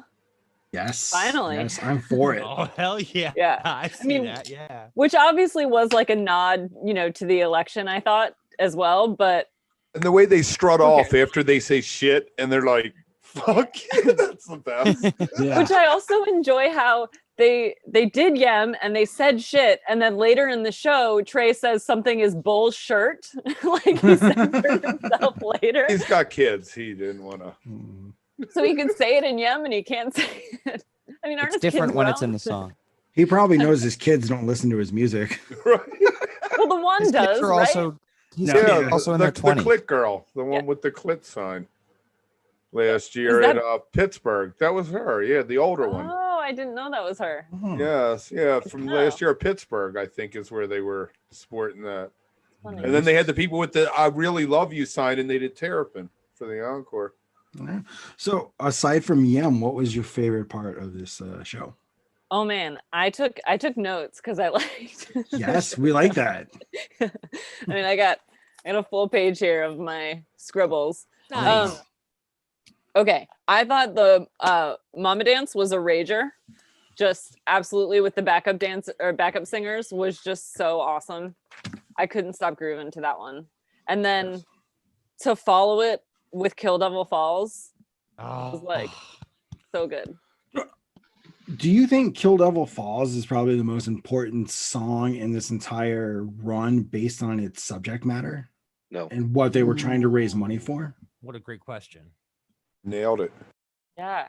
Really? I didn't know the backstory to the song. You know, what I liked about all these Beacon shows is that it felt like VH1 storytellers, but with only Trey, you know? So Yeah. it was cool to get this, like, the kind of the backstory or the inspiration, or to hear from him about the songs. Because you don't usually get that in a Fish show. It's like Trey almost never talks. There's like no banter or anything like that when Fish plays usually. So to get, I don't know, to hear from Trey like about where the songs came from, I thought was just another really special element of the whole Beacon run. Oh, for sure. Like, I think just opening up like that, and I think a lot of people were able to relate and had been in the same position, and I think that was really great. I bet everyone in this room knows someone who died from drugs and could have gotten help and probably been here with us. Yeah. Yeah, I think Yeah. addiction is one of those things that's touched probably everyone in America in some way. Yeah. And for Trey to do this and, you know, raise money for that, and then to speak openly about it in a time when, like, I can't imagine how hard 2020 must be for someone struggling with addiction, either, you know, actively or recovering. Can't go to a meeting. Right. Yeah. You can't go to a meeting. You can't gather with people. Resources that usually might be able to help you might not be available right now. Right. So I just think it was a really, really beautiful thing he did for us and for, you know, everyone, and for the treatment center he raised money for. And Right. Is this, yeah, I mean, this is a great thing that he's been doing. But kind of get back to the show here, like, aside from Yem, what were your other highlights? Let's see. I noticed I liked, where did it go?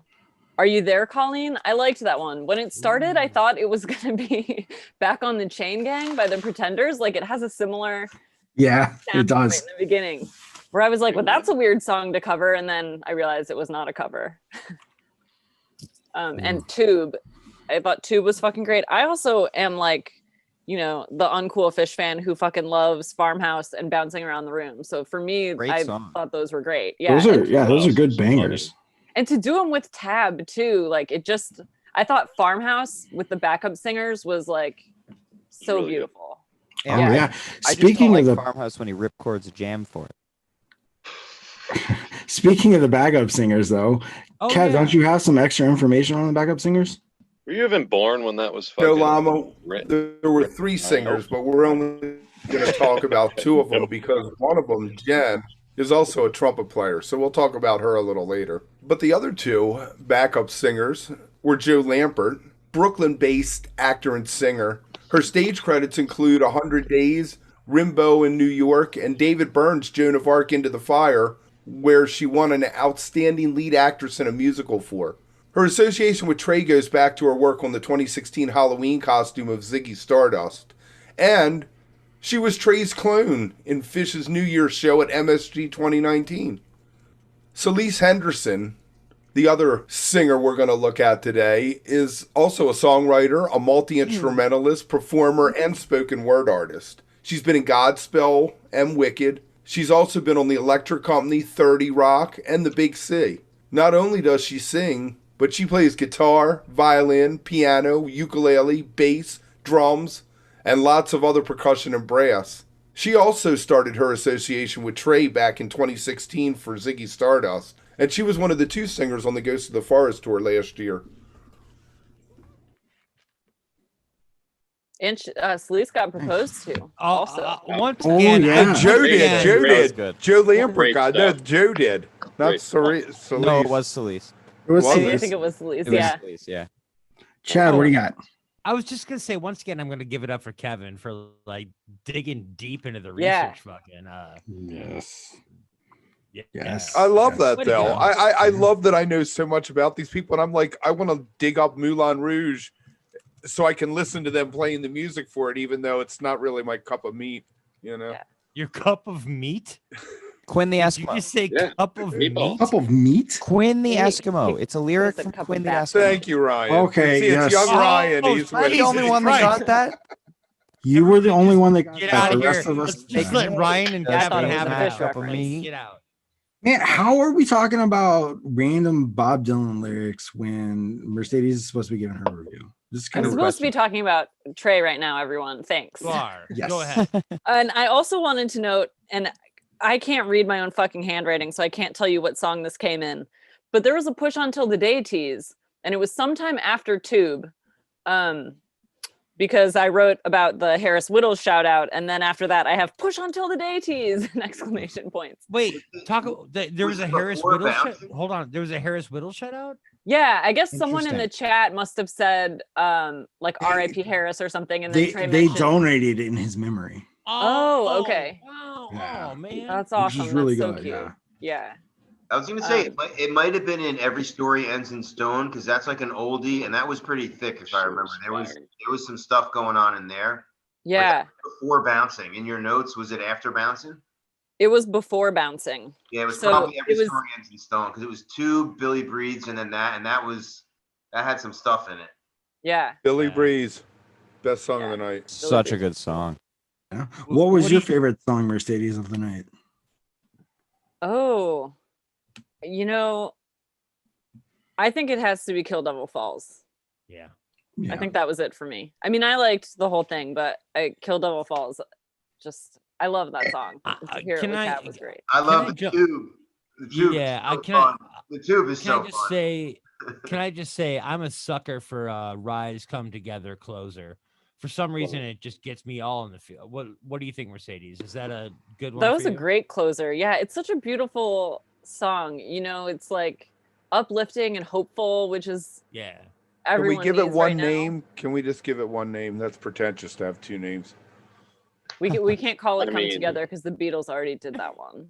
But he already covered a Summer of '69 or whatever. That was a Brian Adams song, and he He has a did? song that's Summer of yeah. '89 or Yeah, Not it's the different. same song. yeah, but it's Why, the same Rise name. Come It's Together. the Oh, same come name. together.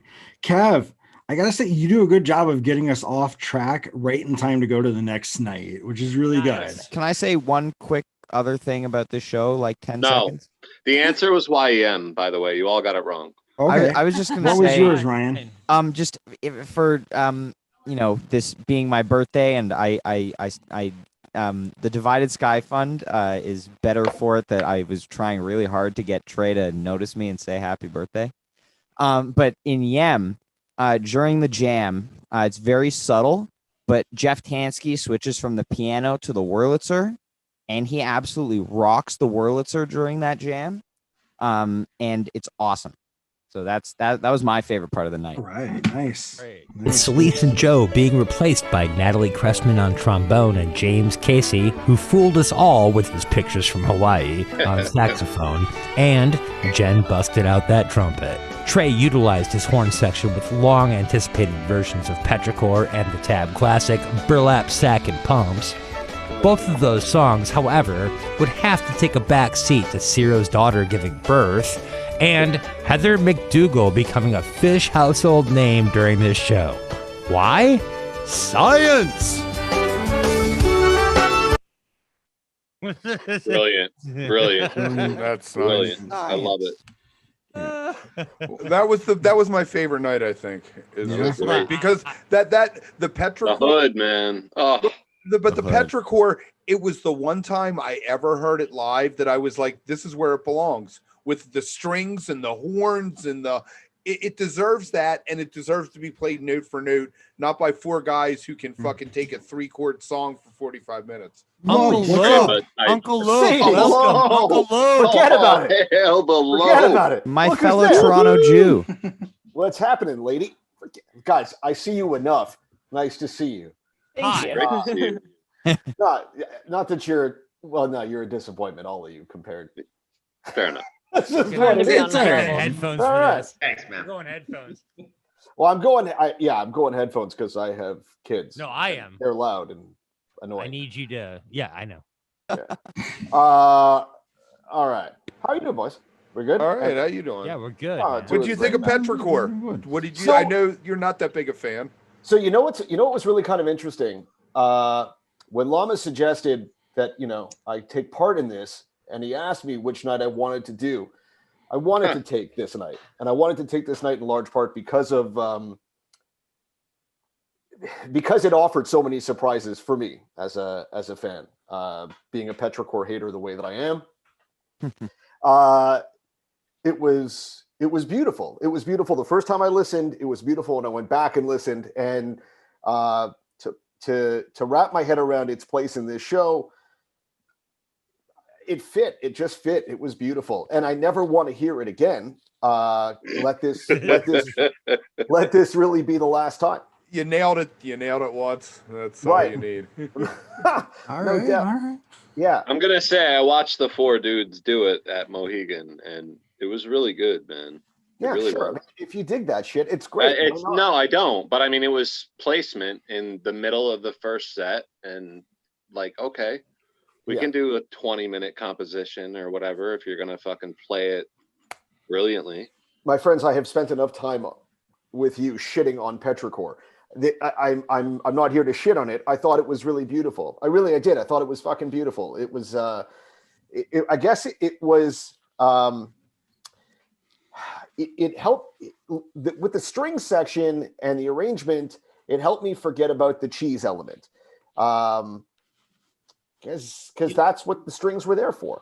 Do you think that our sensibilities were tweaked because of our exposure to the Rescue Squad over this run? And had Petrichor like been on night 1, song 2, would it have had the same impact? Yeah, it was beautiful. You think in and of itself, because of its arrangement and the way it was done, it doesn't matter where or when or how we absorbed it, you think it was still... I think it's a song that was made for a string section. I think it was a song that was made to be arranged. It was made to be orchestrated. I don't think it was a song that was built for the four of them.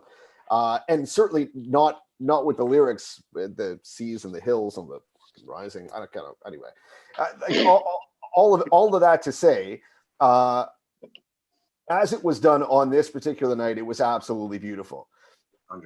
I think the timing absolutely did matter of it. I think, they really did really well with what songs had the greatest impact. Like Slave being the penultimate song of the run, so phenomenal. Petrichor being on, week 7, great move. They really took the time to think about like which songs would have the greater impact towards the end of the run as kind of like the that's like, fair. And that's fair. And how the hell did I not see First Tube as the final show, as the final tune of the run? I don't know how I missed that. No, I thought we talked about it on the pre-show. I didn't really think about it. I didn't, it wasn't something I really thought much about, but like when it came up, it was like, oh yeah, of course. Yeah. So what did you think about the horns? So this is first night with the horns. Yeah. Before you get into it, Lope, we're going to let Kevin show us his little part about the horns. He's got a clip. Okay. These things are awesome. Some of the horns came back tonight, and they're familiar faces. Natalie Cressman, she comes from a musical family. Her mom was Sandy Cressman, the acclaimed violinist, and her father, John Cressman, played with Tab back in 2006-2007. In 2008, she joined the Trey Anastasio band and has been a member ever since while pursuing various other projects. James Casey joined the band around the same time, replacing Russ Remington. His grandfather was Marvin Gaye's bass player, and his parents were both musicians. He studied at Berkeley, He's played with Meghan Trainor, the Jonas Brothers, Maceo, Carly Rae Jepsen, Dave Matthews, Wu-Tang, John Legend. The list just goes on. And he also works with Natalie Cressman Band. Jennifer Hartswick is the longest tenured horn player in the Trey Anastasio Band. She joined when she was 20 years old in 2001. She's also played with Herbie Hancock, Christian McBride, Tom Petty, Aaron Neville, Carlos Santana, the Rolling Stones. And in addition to Trey Anastasio Band, she fronts her own project, the Jennifer Hartswick Band. All right, I want to bring something up here really quick. I want to bring something up really very quickly. Okay. Kevin, the great Wendt, has a crush on Jennifer Hartswick. Who doesn't? Hard How not can you to. not? Exactly. Is How that can you not? Who doesn't? Yeah, okay. She's magnificent. But he For talks about her a lot. Like it's That's like a good. thing. She's Yeah. fucking awesome. That's good. Yes. Oh. I never realized that she was almost 40. She does not look like she's almost 40. That like boggles my mind that she's But who played cares? with him You're almost almost 20 50. years. You're I am. 50. Well, that's better than him having a crush on Natalie. That'd be pushing it. Well, Yeah, we that all would be, have. yeah, she could be my daughter. I mean, we all do, yeah, she could be my but- daughter. Yes. So can Jen. No, because I'm Well, a 50. She's 40. That's 10 years. I was shooting blanks. Oh, jeez. Can we just Wait, talk about the where's horn Skoi? section? Did he go already, or he doesn't get one? He wasn't here. Skoi was late for his. Oh, So fuck. we're going to let him in at the end. All right. No, don't let him in. Don't let him in. In the waiting room. Come you're on. shaking. Off the fucking rails. I'll say with this show, as soon as I saw horns, I was like, just give me push on till the day, please. As soon as I Right. saw horns, I want my push. Bring it. Thank you. Was this a live again? Was this the night he did a live again, or was it the last night? No, That it was was this fun. night. Yeah, It was this night. But not only that, you know, they also kicked the door down with camel walk on the horns. And Right. that, you know, like that's when I like when the slow or the Kick fast. the door down is a Yeah, that great way of arrangement's describing that. I like When it you- better with Trey Band than Fish Camel Walk, even though Camel Yeah, Walk was no always doubt. fun. I'll take it either way. And if you're going to open a show with camel walk, you know you're going to get a night, right? Right? Camel walk, Buried Alive, Bag. Those are the openers. You get those openers, you know you got a night. Take my Edie. First tube also. Punch you in There's the an eye. opener. Punch you in the eye. Yeah, well, look at Alpharetta 2018. We're getting off track. First two, I'm sorry. We are way getting off track. If you want to talk more in any about the case. show, Lope. Don't be In any crazy. case, myself. look, I thought Punch. Camel was a great opener. Set Your Soul Free. What like what? It's a same thing. I mean, it's a song that was made to be played with horns, right? Because it's And just, their vocal arrangement. and it's just kind of shit otherwise. That's So, not, have you heard the Mexico 2019 version? dude. Oh, you and your 3.0 take. Mexico Shut the fuck 2019. up. Christ, man. Yes, I've heard the song. I've heard the song, but one great version does not a great song make. I want a sticker because I picked that Like- dope in Camden in 2019. Like I want to tell you, Ryan, I saw Soul Planet have a great run at Blossom. I don't ever need to hear Soul Planet again. It was fun for Blossom, but it wasn't it's not a good tune. The thing about Petrichor is it's technical, and it's I feel like it's a difficult fucking song to play on the fly. Oh, and it has movements Because and it it's has very all kinds of shit going arranged. on. There's Yeah. not a lot of. It's very much like Gaiuti, where it like doesn't really get out and change much, but it's a real technical fucking song. And to have to what I play. thought was beautiful about it was it's basically Peter and the Wolf, the fish theme. It's the fish's theme to Peter and the Wolf. It's so beautiful. No, there's a part to it, and it gets to it at the end. I need a mashup. You need to make a mashup. Peter and the Wolf. You What's need to that? make a mashup for me. A mashup between Peter and the Wolf and Petrichor. Because Ryan owes me one, doesn't he? Or no, Skoi does. But guys, if I may, later in Petrichor, and it's just It is your show, Lope. the orchestra does it perfect. nah, this is not my show. But if I may, Yes, it is. It's your turn. Yeah, We this do is your need to- turn, Lope. What you got? This is your we show. do need to get back to the highlights of the show. Yes. Because getting back to the reason why I wanted to take this night was number one, again, I liked Petrichor, cool. But this night also for me had the high point of the run, which was the Hood. I'm a Hood whore, I'm a Hood I magnet. agree. And Everyone is. and this was spectacular. And to hear Trey's enthusiasm after it was over, you just got the sense of how special the whole thing was for him. And you just, every moment of that song was just so perfect. Thank you, Don Hart, because it was arranged so beautifully. And the only part that I didn't love about it was that it just didn't continue. It was too short, but I mean, it was just absolutely beautiful. But can I ask you a quick follow up on that? How do you feel about the no ending on Hood? Well, so that's what I'm saying. Like it was an abrupt ending as the sort of bliss built. It ended abruptly. But I'd also like to point out that upon it ending abruptly, and Trey looking to his comments, it was right off of Hood that he gave a really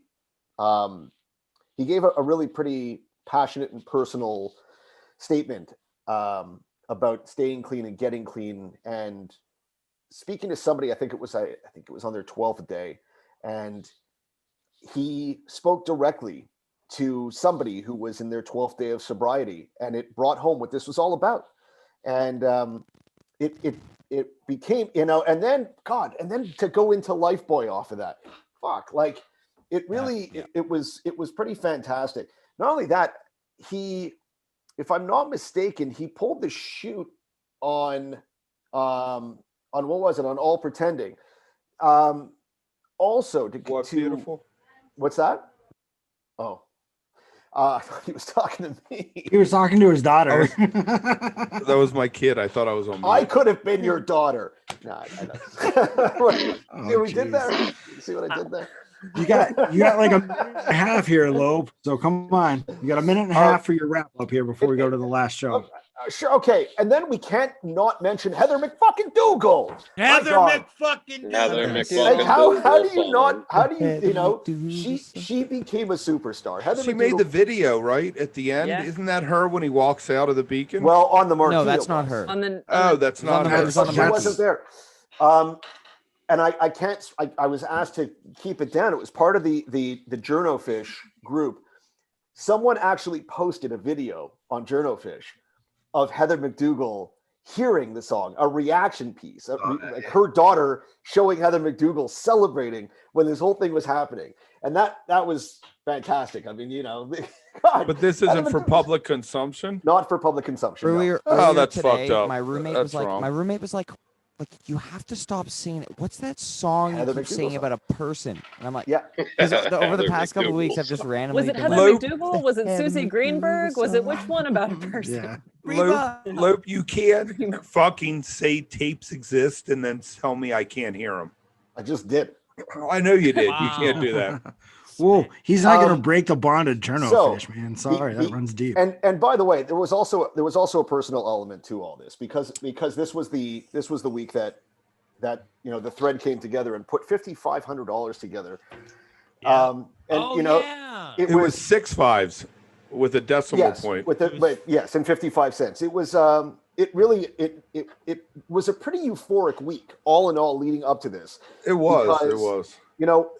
I don't know who else is sort of got caught up in the thread, but I got caught up in it on day one. There were like 4 or 5 of us, and to watch it build into what it's become, and to galvanize, to have this galvanize so many people into such an incredible donation, and to have it happen on this night, throughout, to watching those totals come in every day, the updates, it was jaw dropping.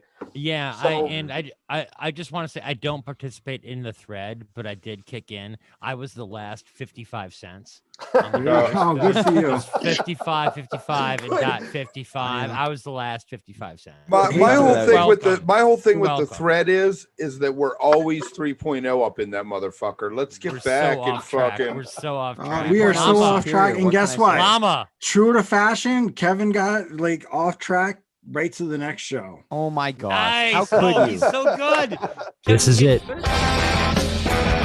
While many people will remember and re-listen to the outstanding versions of Pebbles and Marbles and Traffic Light from this show, it should not be forgotten how much of an effort it took so many people to pull this off for 8 consecutive weeks. On the final night of the Beacon Jams, Trey and friends raised over $400,000 additional dollars for the Divided Sky Foundation, bringing their fundraising total for Trey's rehab center well over $1 million. Trey walked out of the Beacon Theater to a drum circle, greeting and thanking everyone that was there and setting an example for how rock stars can truly help. Yeah, you guys need to win awards. Like the production value and the editing, it's all money, man. You guys are fucking brilliant at this shit. Well, we give away Wookiee awards. Yeah, we we just give can't the give them to awards ourselves. Yeah, but you don't get to give them to yourselves. I like thank Why yous. I'm a big fan of thank yous. You guys do great work, man. Guys, So good, always. Dave, what's up? What's This is up? the show, right? David! Oh shit. Feels like last week's pre-show all over again. Right? How's it going, But with a everybody? girl. Pretty good. A It's going really woman. good. A woman. A woman, It's my fine. bad. We aren't in college anymore, Ryan. Ryan, grow up. Ryan might think I'm younger than I am, so let's not like disturb that illusion. Ryan right? thinks you're a junior in college right now. So Hey, she's not. That's how old I am. David. But anyways, going on? David, what the show thoughts? So I didn't know what this was going to be like, so I did way too much work and put in way too much effort. I have like a million miles of notes. I could probably take up 10 minutes just reading these notes, but I won't do that. Huh? No, I think everybody should stop their video right now and let David just go solo Everyone on mute. screen. Are you serious? Because I'll do it. And just do it. All right. All right, everybody. Okay. Yeah. All right, everybody. Let him stop reveal. Let's video. go. Stop video. Here we go. Llama, why don't? Okay. Someone's got to make him the spotlight video. Just saying. If anybody wants to interject, I mean, feel free, you know. But Oh no, you got this. This All right, is here your we go. show now. Last just show. just a touch. New song performed in the stairwell stage left at the Beacon. Trey on acoustic with James, Natalie, and Jen sitting on the stairs, bouncing lines off of each other. Then they make their way out to the stage for an absolutely fucking ripping version of Carini. Full tab debut. Bold choice, but not completely out of the blue. I think everybody wanted a bit of shreddy Trey, and boy, did we get it. Hell of a way to kick off the show. Zero helping to make it as strange as possible. I will say it was surreal to hear something that intense and then have zero audience response.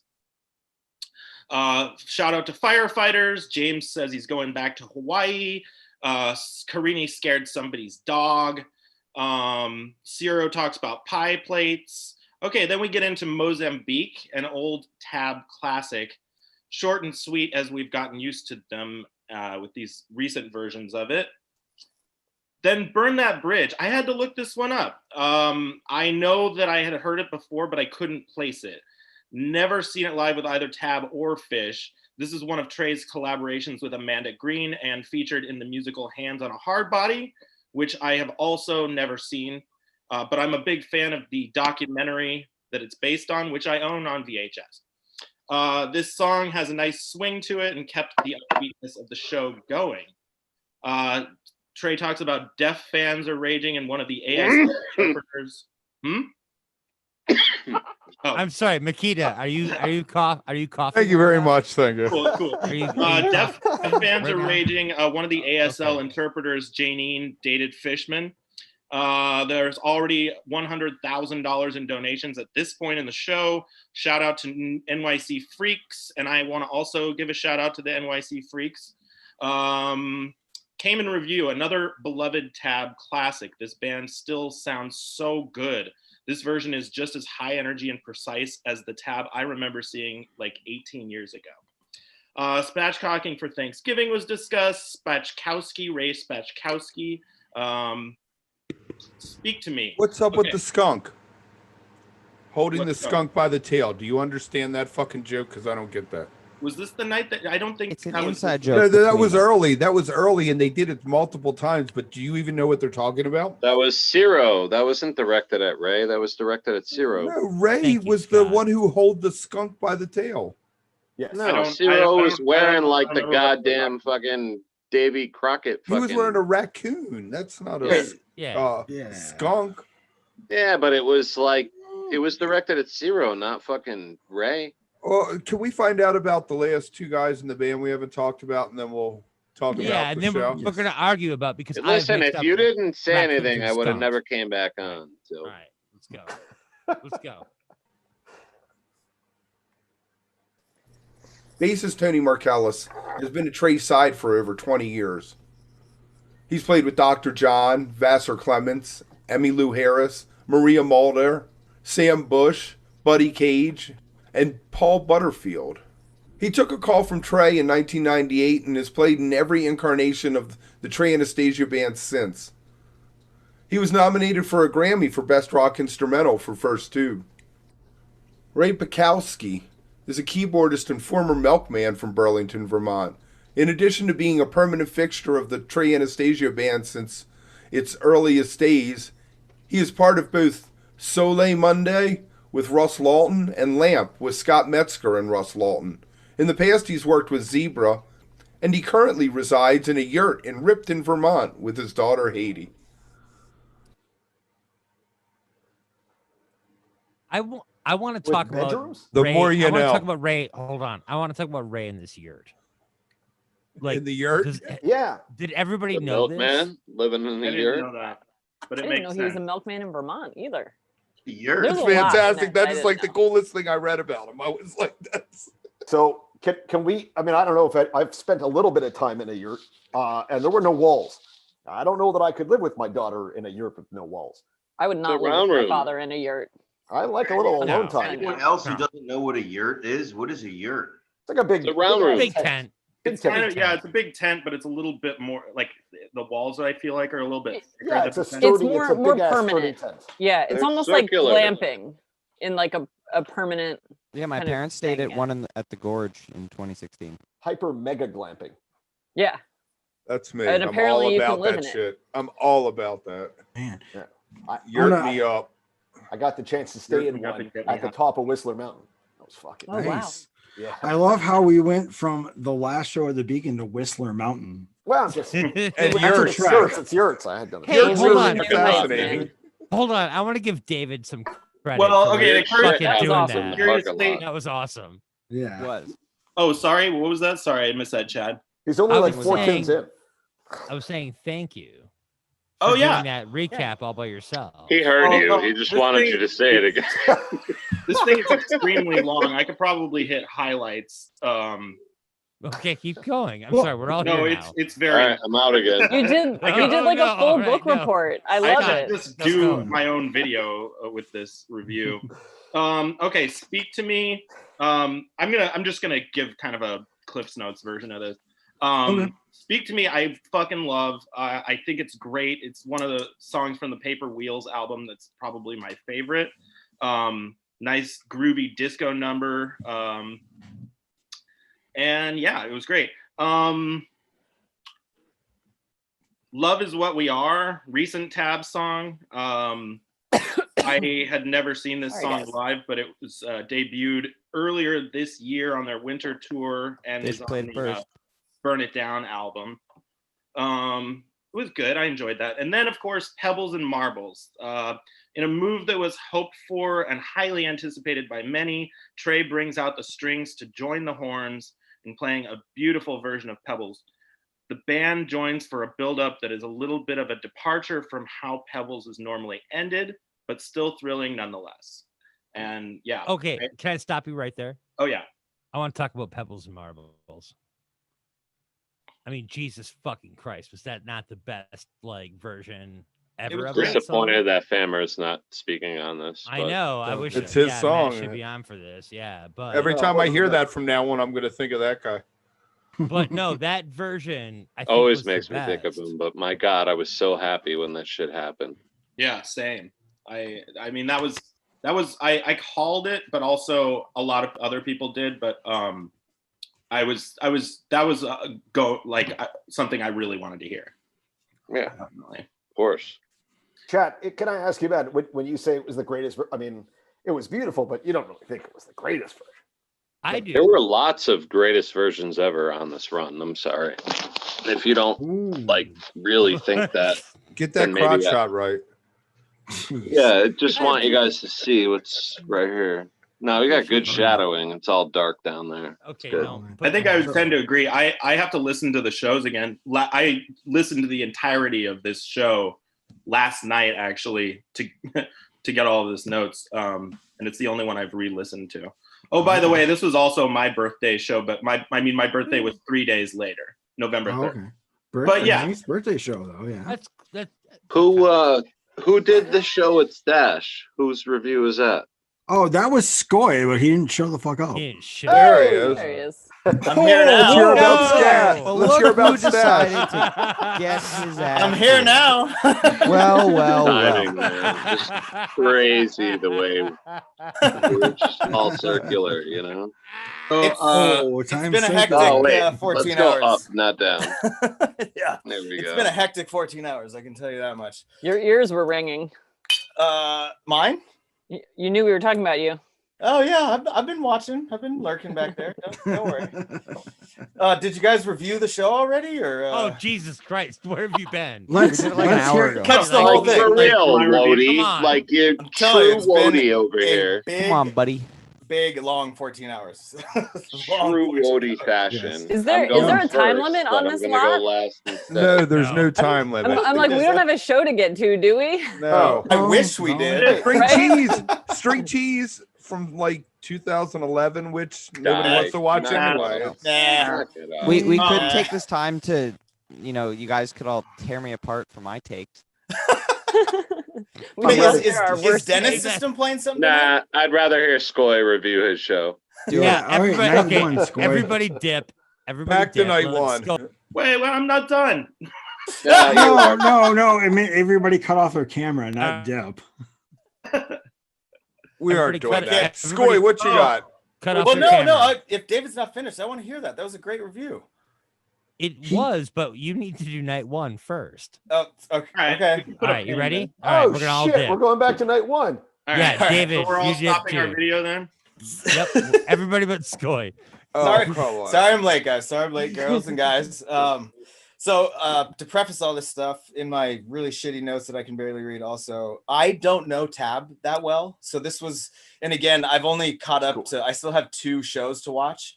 But this was the first one, which obviously I was on the farm for. I don't know Tab that well. This seemed like a very stripped down version of Tab, just due to the fact that there wasn't any horns or vocals.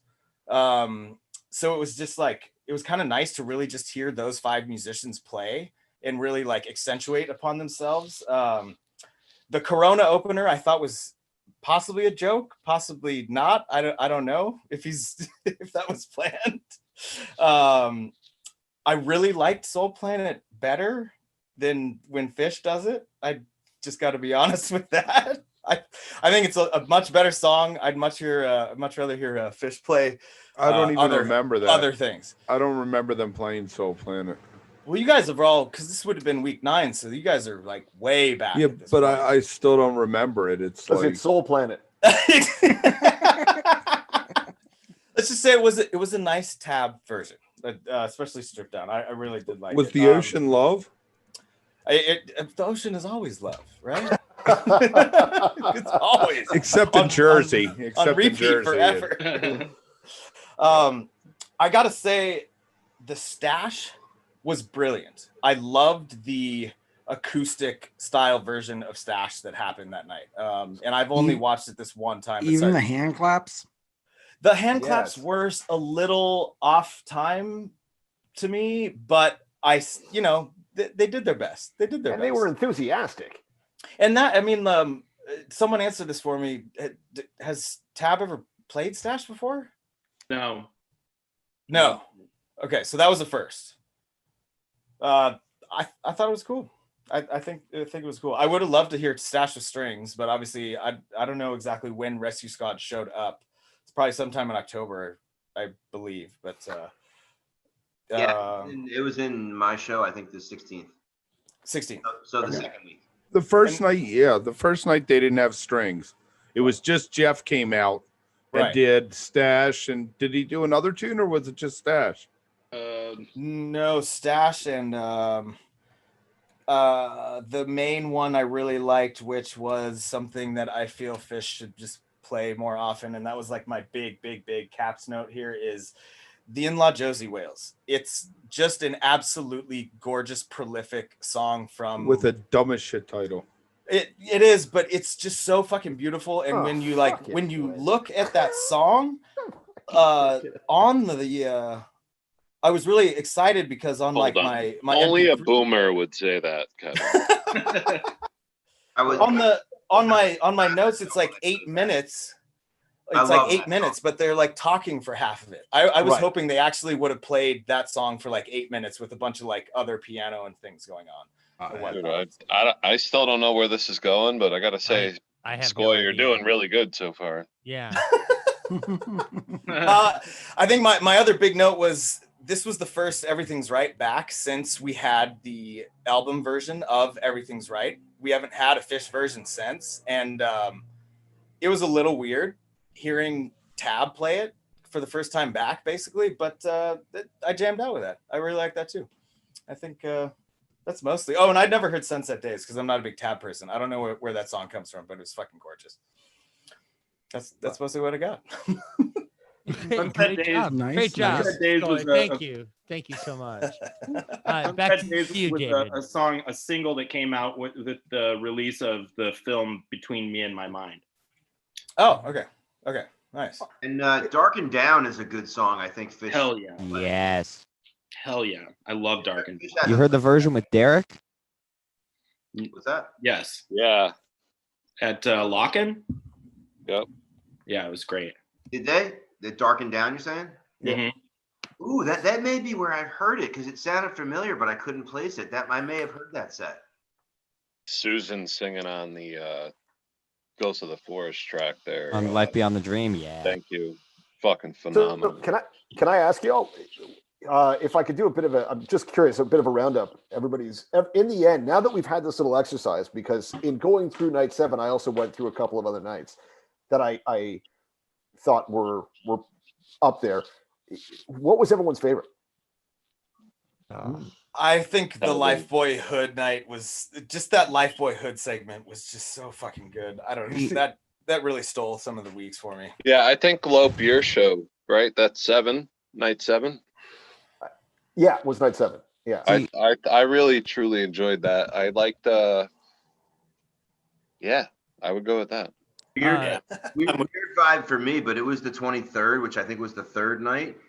It was the one that had that stretch. Yeah. Of what's the use, Brian and Robert, if I could leave Lizards. I was beside so good. See, I haven't seen that yet.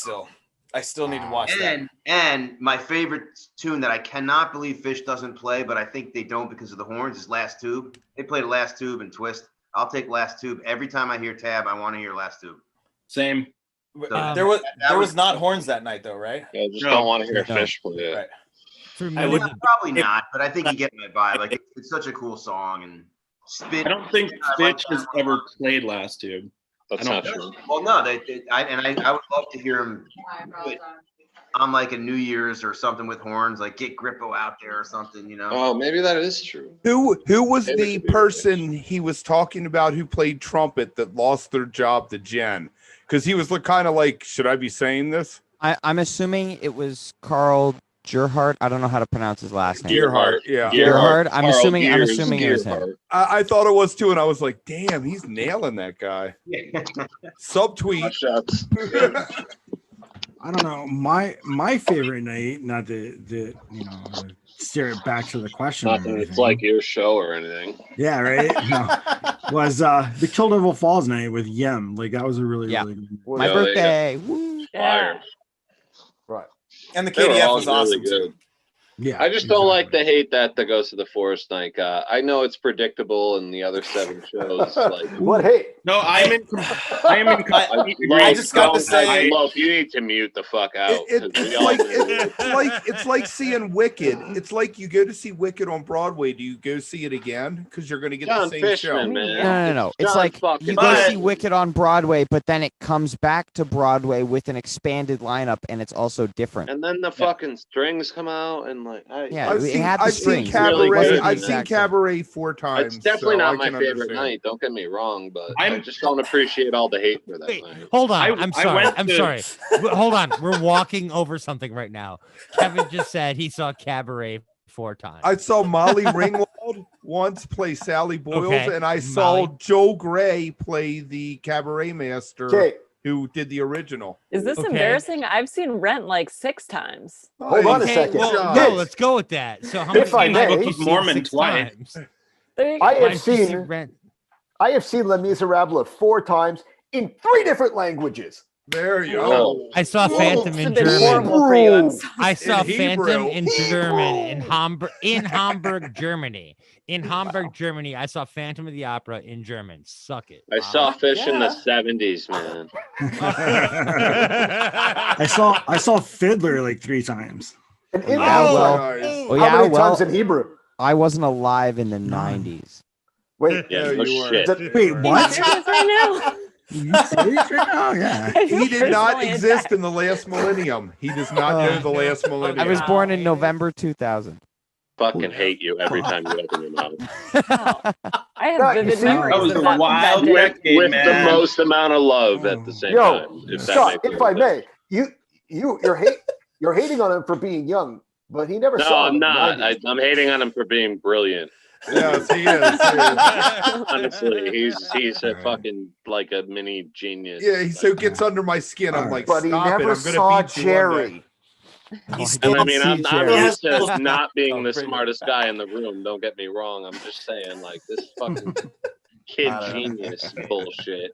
But can we all agree though, Ghost of the Forest set maybe should not have been played that week? Skoi. Yeah, No, it was fine. Totally. It was really good, it was the but worst. maybe not that week. We It should have been needed just Halloween a- week. Is that where you're going? No, he's saying it was Because 2 of the down election? after the election. Maybe Uh, week 1 would have been Yeah, nice. but I don't know why No, it everybody's wouldn't have the same making that impact week one. correlation. Like, that's Maybe not- maybe Trey when was. I say we, I mean Fish Twitter. When I say we, I Yes. don't think we would have accepted Ghost of the Forest anywhere.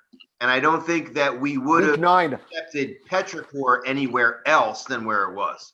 Maybe Trey was lamenting the death of democracy. That's Either a way, good no point. matter who won. I have an idea. We should not talk about the election. Yes, I that's a great idea. I I love second that. that. Seconded. Never. I love the fact that we who are devoted fans to this man and just, I mean, we clearly watched all of these Beacon jams. I love that we complain about the fact that there were 23 new Trey songs and we had to hear them. Oh no, we had to hear them. Hold on a second. But Dave, I didn't complain about it. How dare he write good new music? Can't we approach this with a critical eye as well? Right? Yes, absolutely. I as much as I love Fish, I don't love every Fish tune. If I never heard it, if I could again, I'd be fine with that. And Are you? Scott, Whoa! We're back to that again. you Whoa. fuck! I just Whoa. don't love it. What is happening here? Back to that He's again. a Again. fucking- Leave the he's call. a You're Again. banned. Baiter, bro. He's a master Get baiter. out of here. Again, Get it has nothing the to do with fuck baiting. outta It here has right nothing now. to do with baiting. It has everything to do with the fact that we all have different opinions. We all have things we like and things we don't like. You can't How do you possibly not hate like If I Could? out of the whole catalog, though. Of all the songs. Oh my god, that's the This worst. is- Dude, I made this One mistake with accelerated Simple. burn. Can I- Not like he said simple.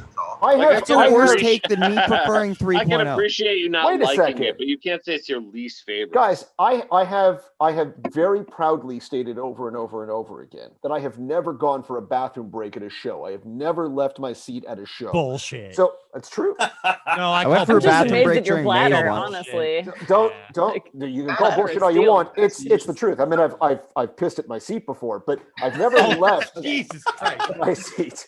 You're the problem. You are the problem, though. I think that guy spilled his Were beer you the guy? behind me. Were you the guy that shat on the floor at Dick's a few years ago? Was that you? It was What? him. You know, Saw you the got- dog you and got- took a shit. You So, drink like, beer, I'll sit you have through- an empty beer can. I'll You- sit through if I could. And in fact, when I took my boys to a show, Sit through it. yeah, when I took my boys to a show here in Toronto, they played If I Could, and I was so happy.